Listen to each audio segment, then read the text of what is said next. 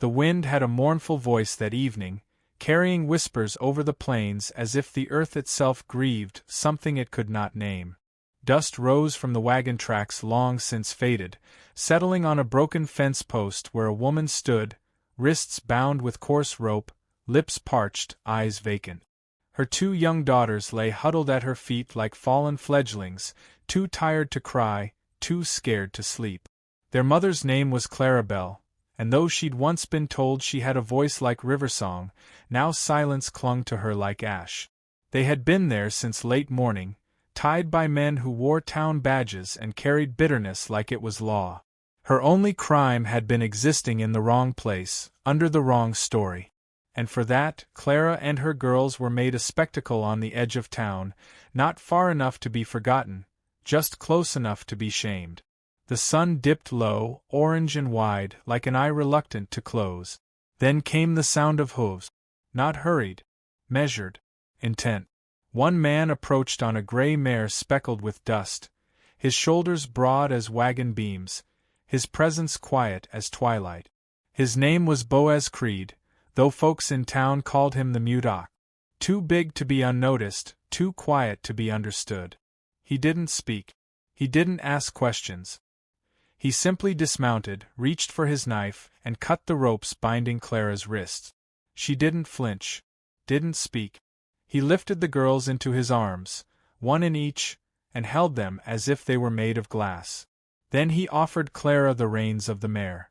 She hesitated, heart pounding, unsure whether she'd been rescued or claimed. But when she looked into his eyes, she saw not ownership, only recognition. The kind of look worn by someone who knows what it is to lose everything and still keep standing. The ride was long and silent. The landscape stretched out like a memory, endless and dimly familiar. The ranch he brought them to was tucked in a small gully of cottonwoods and rock, a place that seemed to exist just beyond the edges of a map. Weather-beaten and lonesome, it looked like it hadn't heard laughter in a decade. Clara expected a barn, a corner, a cot on the floor. Instead, Boaz gestured toward the main house and opened a door that led to a room full of dust, old lace curtains, and the soft scent of dried lavender. She recognized it instantly as a woman's room. A room prepared and never disturbed. He pointed to the bed. Then to her. She didn't argue. The girls, too weary to resist, fell asleep on a straw mattress beside the stove after Boaz fed them warm milk from a chipped blue mug. He stoked the fire wordlessly, moving with the heaviness of someone used to shadows. Clara sat at the edge of the bed, watching him, unsure what debt she'd just inherited. "Why are you helping us?" she asked softly. Boaz didn't answer. He turned to leave, but not before placing a folded shawl on the chair beside her and tipping his hat once, slow and low. She didn't know then what that gesture meant. But it stirred something in her chest, a small flicker of safety, painful in its unfamiliarity. Days passed like wind over tall grass. The girls grew brighter. Their cheeks pinkened with health. They ran with chickens and named the old mule Button. Boaz, always silent, mended fence posts, carried water, and chopped wood with the same methodical care he showed them on that first night. He never entered the room when Clara was inside. He left meals on the kitchen table.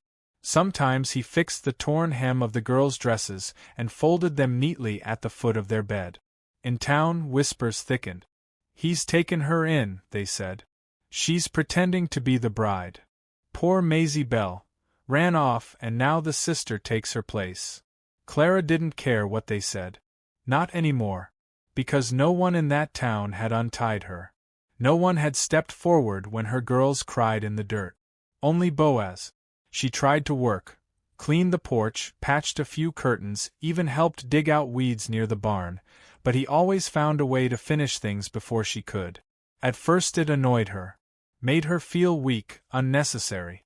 Then one morning she saw him repairing her boots, carefully oiling the leather. That was the moment she realized. It wasn't pity he offered, it was respect. But shame still clung to her. Shame from being a widow too young. From bringing her sister west for marriage, only to watch her flee after taking one look at the man she was promised to. Boaz had been that man. She'd stayed behind out of obligation. Now, it felt like a story she was living by mistake. That night, after the girls had fallen asleep under quilts stitched by hands long gone, Clara stepped outside and found Boaz sitting near the paddock, sharpening an axe. The moonlight turned his shoulders silver. She sat beside him on the log, close enough to feel his warmth. "I wasn't meant to be here," she whispered. He didn't move. "It was Maisie who answered your letters. She thought you'd be rich. I told her not to come west unless she meant it. But she was young and stupid and beautiful. When she saw you, she left." Boaz paused his blade, but said nothing. Clara laughed bitterly. "She called you a fat old ox. Said no woman could love a man who barely spoke." Still no reply. She turned to him then. "You don't need to carry other people's silence, Boaz. You've carried mine long enough." His eyes met hers. For the first time, she saw pain behind them. Not the kind that wounds leave, but the kind left behind by years of being misunderstood. Clara reached for his hand. Just for a moment. Just enough to feel the roughness of his life against her palm. He didn't pull away. She stayed there beside him until the stars deepened into stillness, and the hush between them became not a void, but a place. A space where dignity lived, not as something granted by others, but something reclaimed in quiet. The night ended with no declarations, no promises. Only the gentle understanding of two people who had been broken differently and might, just might, begin to heal together. And when morning came, Clara didn't wait for permission. She brewed coffee, set out plates, and placed a clean, mended shirt at the table where Boaz always sat alone. It was still early, still fragile, but something had shifted. And though the silence remained, it no longer felt empty. It felt like the beginning of a story neither of them had expected, but both, somehow, had been waiting for. The morning Clara stepped outside with her hands still dusted in flour and the hem of her dress damp from the wash-basin. She saw the dust trail coming down the road and knew trouble had remembered where to find them. The light was golden and soft, but her breath caught when she counted the horses. 4 riders, townfolk dressed too clean to mean well.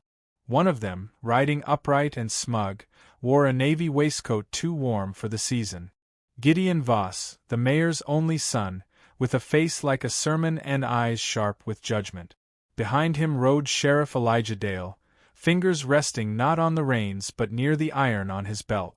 Clara dried her hands slowly, not moving from the porch as her heart began to climb into her throat. Boaz came around the corner from the stables, pitchfork in hand. He saw them, nodded once, and leaned the tool against the barn door. He didn't ask questions, just moved like weather, slow and inevitable. The girls, Willa and Hope, peeked through the curtains, small faces filled with worry. Clara turned and gave them a smile she didn't feel, told them to sit back down. Inside, bread was still rising. The scent of thyme and yeast lingered in the air. It all felt too tender for what was coming. Gideon dismounted, boots crunching on gravel. "Morning, Miss Bell." "Mr. Creed." His tone was falsely sweet, like a man playing fair at cards when the knife's already in his boot. Boaz said nothing. He didn't even nod. "We've had reports," Gideon continued, adjusting his cuffs, "that you've been harboring a woman under false pretenses. A mail-order bride scam, they're calling it. Her sister, the real bride, wants her rightful place restored." Clara felt something hollow twist in her chest. So Maisie had finally returned to the story she'd run from. With no shame, no pause, only ambition disguised as righteousness. The lies had grown teeth. Sheriff Dale looked uncomfortable. His hat tipped low, eyes skimming the dirt like he was ashamed to be standing there at all. Clara stepped forward, chin high.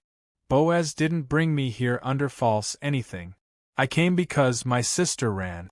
I stayed because no one else would have picked up my daughters out of the dust. And yet," Gideon said, voice oily, "you were never the intended bride. The man paid for a promise. One your family broke." Boaz stepped in front of her then, Not roughly, not to shield, but to speak. For the first time, in a voice that sounded like gravel stirred by rain, he said, "I paid for no one." His voice silenced the world. It cracked the very air between them. The sheriff's brows lifted. Gideon blinked. Clara nearly dropped the dish towel she still held in her hands. Boaz looked directly at Gideon, jaw square and eyes steady. "I wrote those letters.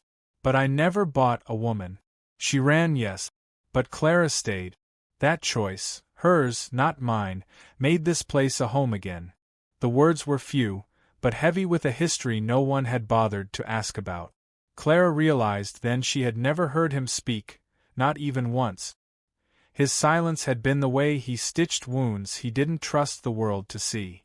Gideon laughed, hollow and high. "You think that's enough? A few kind words? That don't undo a lie." Boaz turned and walked slowly to the barn, then returned with something wrapped in oilskin. He opened it on the porch rail.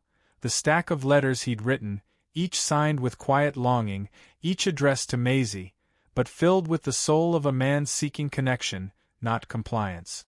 Clara read her name in one of the paragraphs. Boaz had mentioned her once, the sister who walks like she knows loss.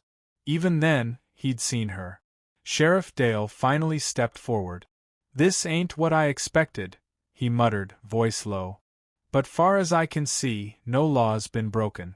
If you're comfortable here, Miss Clara, we've no business interfering." Clara looked at Boaz. Not once had he asked her to speak for him. Not once had he spoken for her. But when he did, it wasn't a command, it was release. "I'm more than comfortable," she said. "I've been fed, respected, and made whole in ways none of your townspeople ever managed. This man didn't save me. He just never let me stay broken." Gideon looked like he wanted to spit. But he tipped his hat sharply and turned to mount his horse. The sheriff gave Boaz a small nod before following. Dust rose behind them, curling like smoke from a fire finally put out. That night Clara made stew. The kind her husband once loved, back before war took him. She hadn't cooked like that in years. She braided Hope's hair by candlelight and watched Willa draw horses on scrap paper Boaz had salvaged from town. The ranch, for all its quiet, now felt alive, as if grief had been lifted like a veil. Later, Clara found Boaz sitting near the chicken coop, sharpening an old blade. She sat beside him, not speaking for a long time. Then she handed him a small box. Inside, a brooch shaped like a thistle, silver and simple. "It was my mother's," she whispered. "I never wore it. Didn't think I'd ever feel worthy again." He didn't take it. Instead, he reached out and pinned it gently at her collar, hands slow and careful. Then he stood, offering her a hand as if inviting her into something wordless and sacred. They walked the field edge as the moon rose, a slow, silver witness to their growing bond. Every step was quiet but charged. Not passion in the usual sense. This was love that bloomed in silences and small kindnesses. In the weight of eyes meeting across supper. In the way Willa leaned into his side as he taught her to saddle a pony. In the way Hope laughed again, loud and unafraid. Days blurred gently forward. Clara began to teach the girls by the kitchen window, reading, counting, the naming of herbs and stars. Boaz rebuilt the shed, expanded the fence. The ranch grew in the image of its quiet caretakers, steady, unspoken, kind. And then came the letter. From a woman who'd heard whispers in town. A widow, beaten and bruised, asking if there was room for one more. Clara looked at Boaz. He nodded once. There would always be room. The house didn't swell in noise, but in warmth.